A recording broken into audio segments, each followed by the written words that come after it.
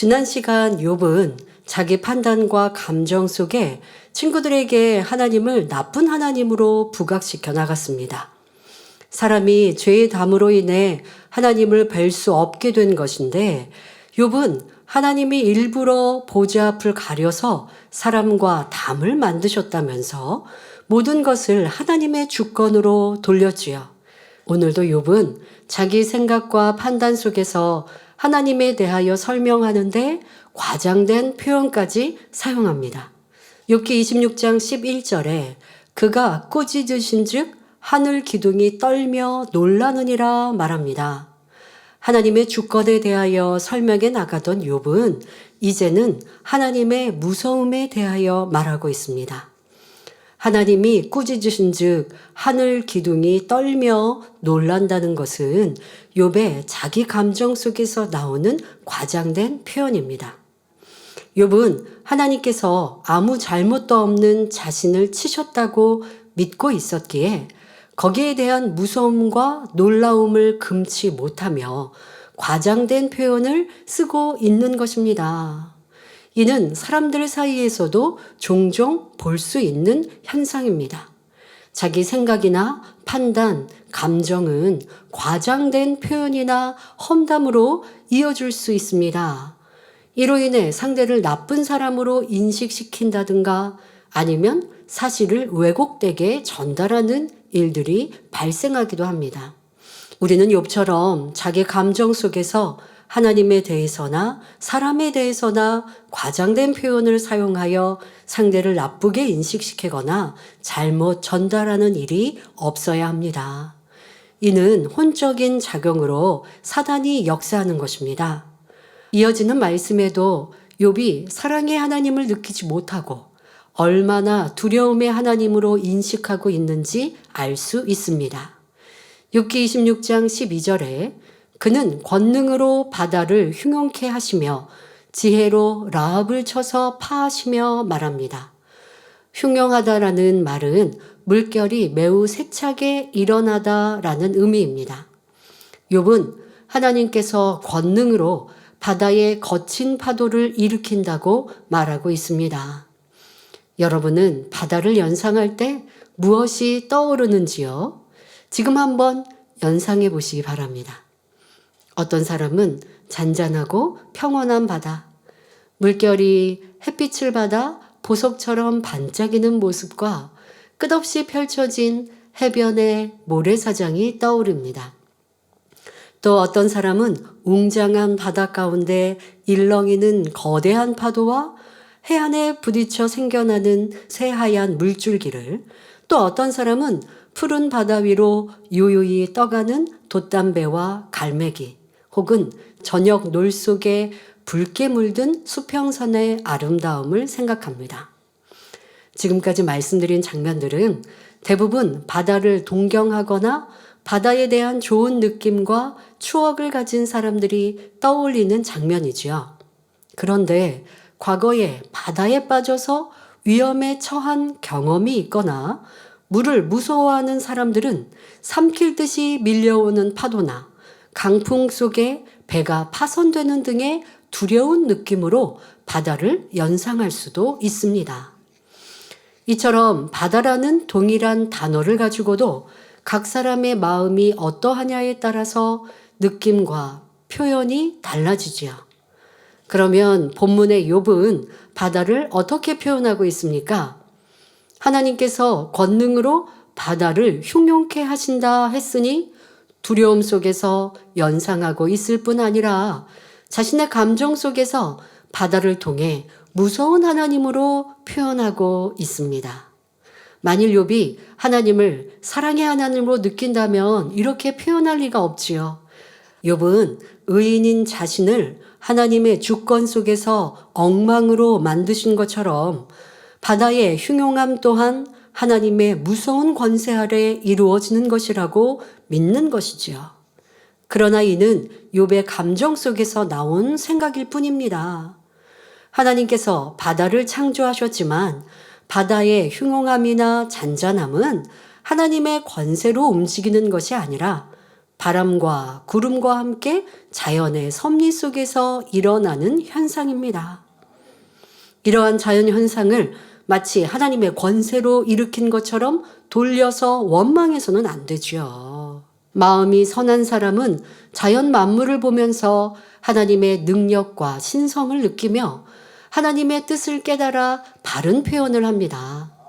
그러면 본문에서 지혜로 라합을 쳐서 파한다는 것은 어떤 의미일까요?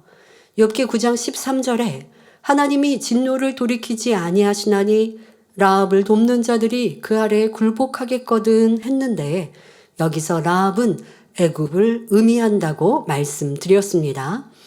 이를 뒷받침해주는 말씀을 찾아보면 이사야 30장 7절에 내가 애굽을 가만히 앉은 라합이라 일컬었느니라 했고, 이사야 51장 9절에 라합을 점이시고 용을 찌르시니가 어찌 주가 아니시며 말씀합니다. 그러니 본문에서도 라합은 애굽을 의미합니다. 또한 애굽은 영적으로 세상을 의미합니다.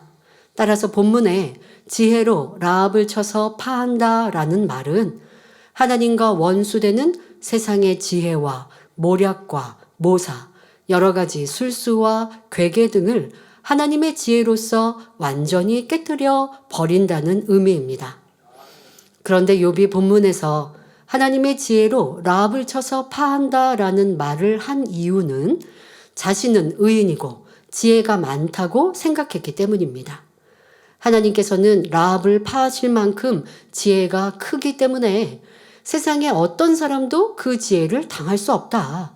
그러니 의인인 욥, 나의 지혜도 하나님에 의해 강제적으로 꺾인 것이다 라는 의미가 담겨 있지요.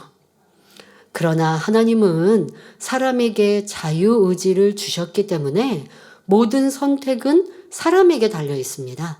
만일 하나님께서 강제적으로 주권을 행사하여 사람의 지혜를 파하신다면 인간 사회에 악의 지혜나 모략, 악한 술수 등이 없어야 할 것입니다.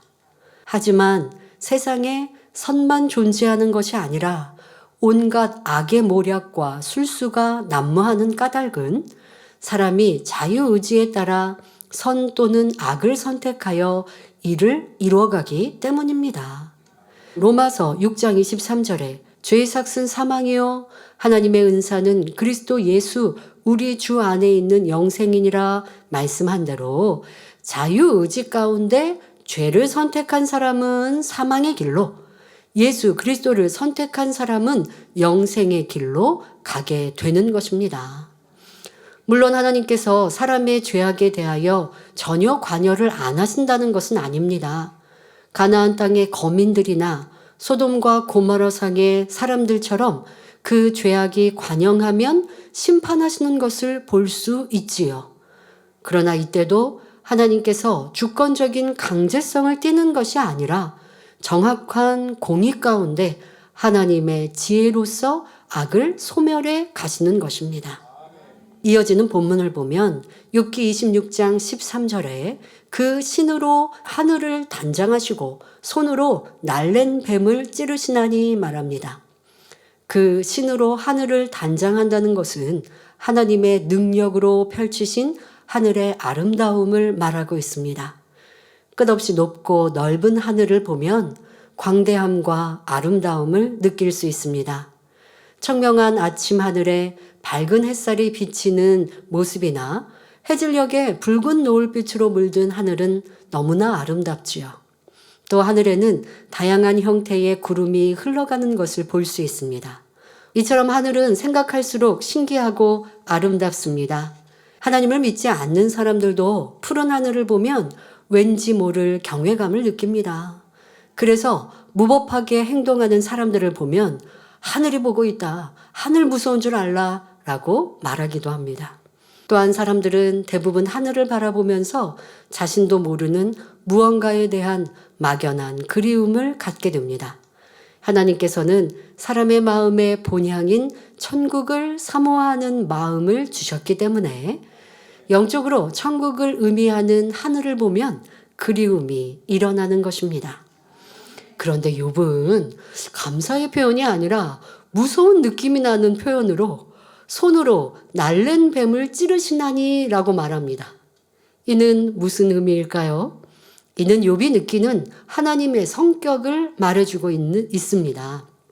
즉 나쁜 하나님이요 두려운 하나님을 나타내기 위한 욥의 감정적인 표현이지요. 그러면 마음이 선하고 하나님과의 관계가 올바른 사람들은 하나님을 어떻게 표현할까요? 자비하신 하나님, 사랑과 공의의 하나님, 좋은 것 주시는 하나님, 복 주시는 하나님, 아름다우신 하나님으로 표현할 것입니다. 지금 욥은 깊은 연단의 시간을 보내면서 두려운 하나님으로 오해하고 있기 때문에 하나님이 꾸짖으시니 하늘 기둥이 떨며 놀란다. 하나님은 권능으로 바다를 흉용케 하시며 지혜로 라합을 쳐서 파하신다. 하나님의 손으로 날랜 뱀을 찌르신다 등등 거칠고 무서운 표현이 나오는 것입니다. 자, 지금 욥이 표현한 날랜 뱀을 찌른다라는 표현에 대해 설명하겠습니다. 자, 이 표현은 모세가 이스라엘 백성들을 가나안 땅으로 인도할 때 있었던 사건을 욥이 연상해서 하는 말입니다. 민수기 21장에 보면 출애굽한 백성들이 광야 생활을 할 때 하나님을 원망하다가 불뱀에 물려 죽어가는 장면이 나오지요. 바로 장차 율법의 저주에서 우리를 구원할 예수 그리스도에 대한 예표라 했습니다.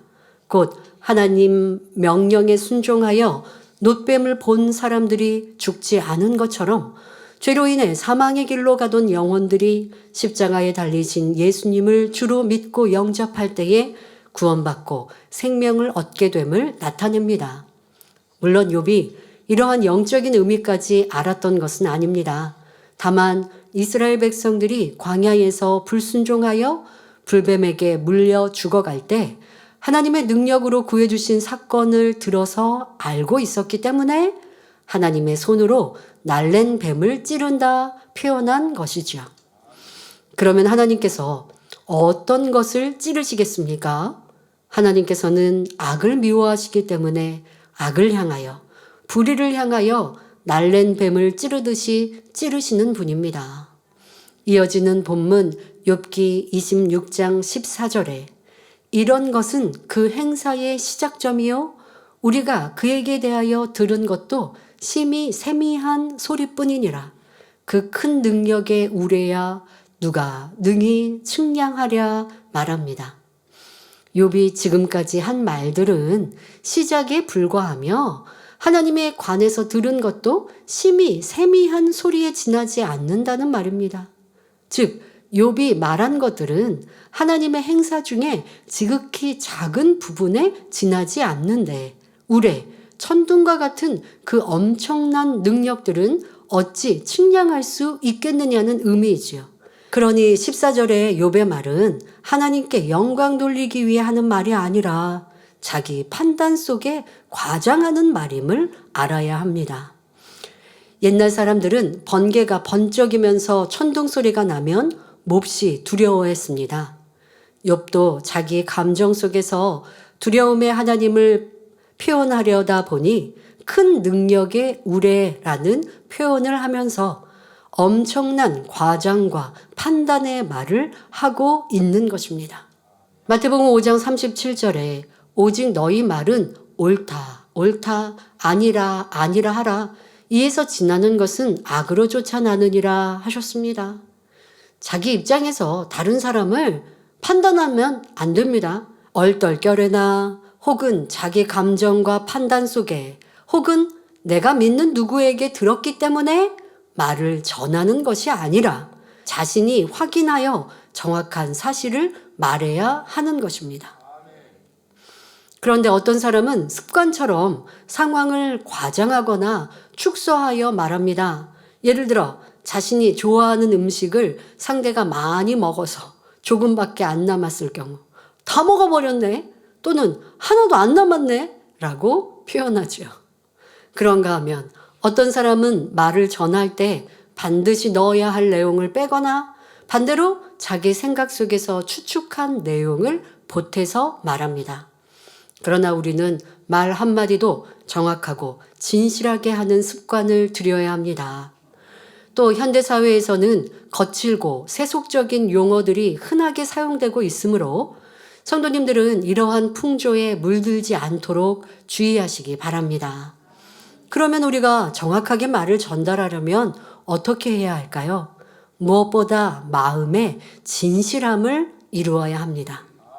마음이 진실하면 자신의 생각에 맞춰 상황을 판단하지 않고 말을 정확히 전달하기 때문에 신뢰와 사랑을 받습니다.